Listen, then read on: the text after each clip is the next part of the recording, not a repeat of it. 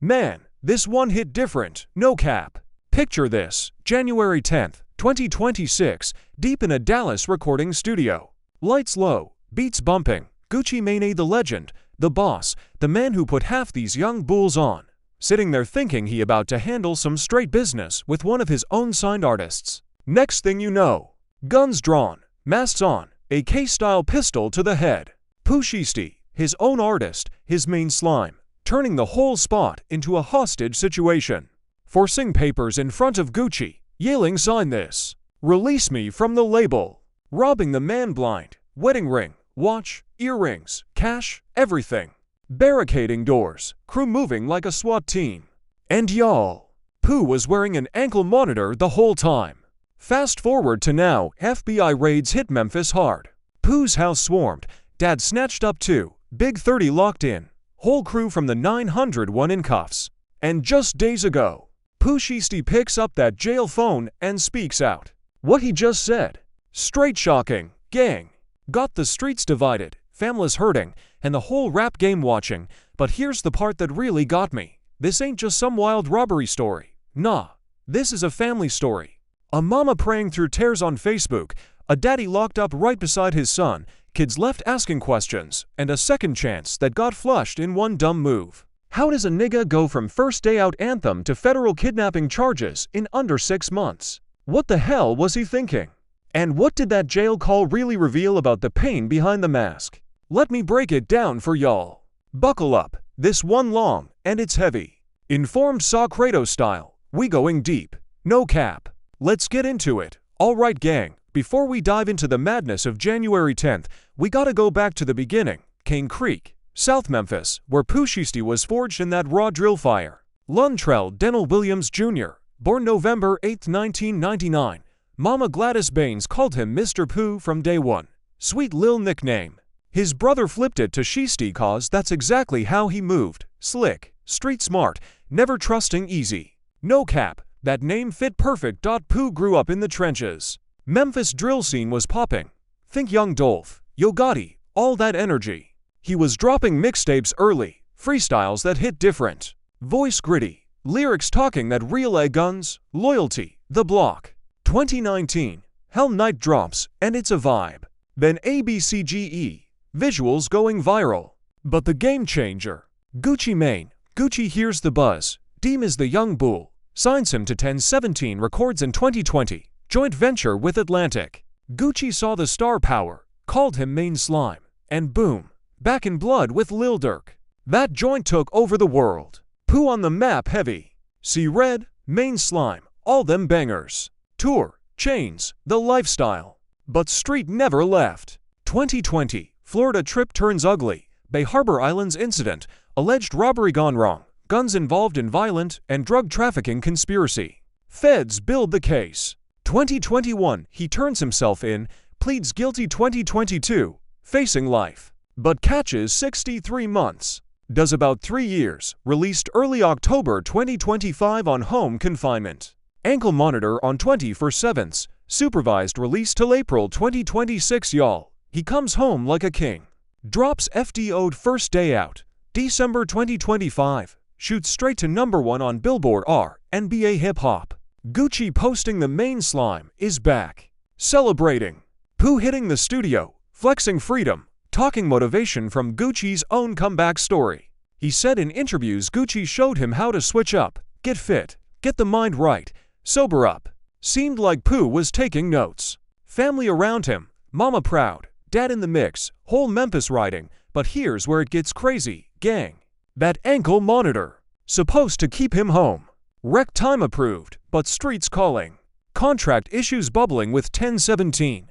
Money, percentages, feeling like the label wasn't looking out while he was locked. Pooh wanted out bad.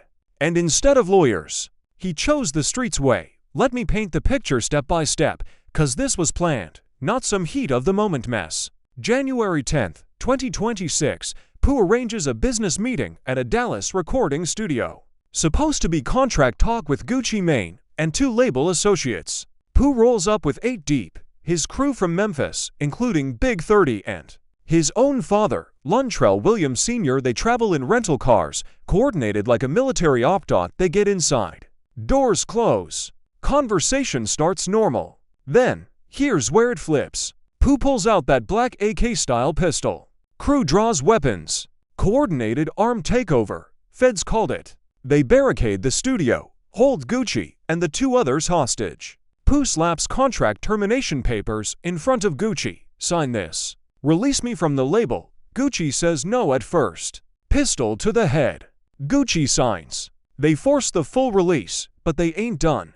Robbery kicks off. Wedding ring snatched off Gucci's finger. Watch, earrings, cash, whatever valuables. Victims terrified, thinking this it. Pooh and crew keep them held for hours, making sure the paperwork done right. Premeditated, y'all.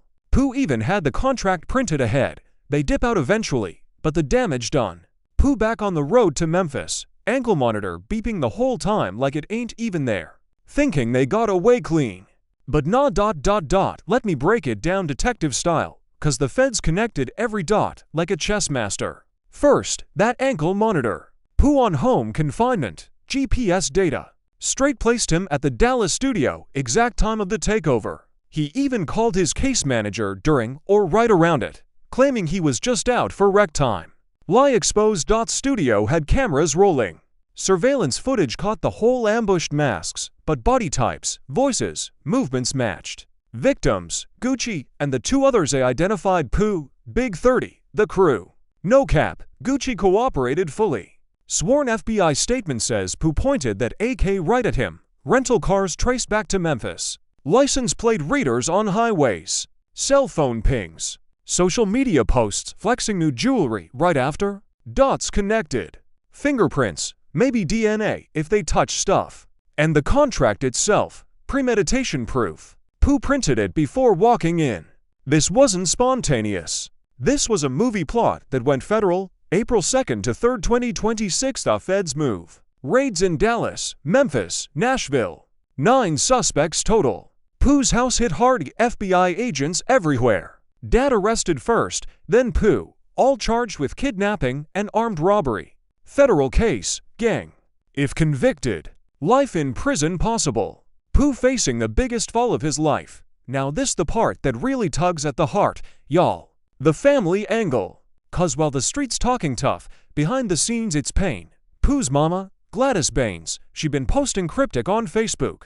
It's power in the name Jesus. Double quotes, prayer hands everywhere. Then my ears ringing hashtag keep talking hashtag blessings on blessings.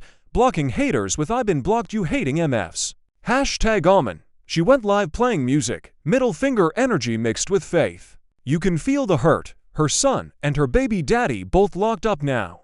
Family torn. Kids asking where daddy at. Mama praying for mercy while the world dragging her boy.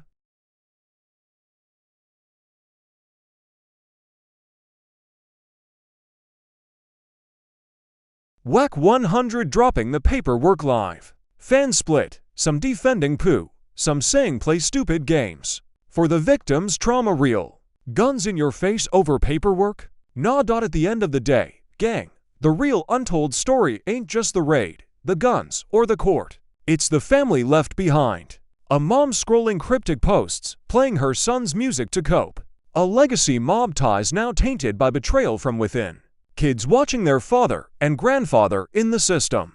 Dreams deferred again. Pooh had the world in his hands post-release. Now it's slipping. If the feds case holds, it's over for real. But hip-hop love comebacks. We'll see.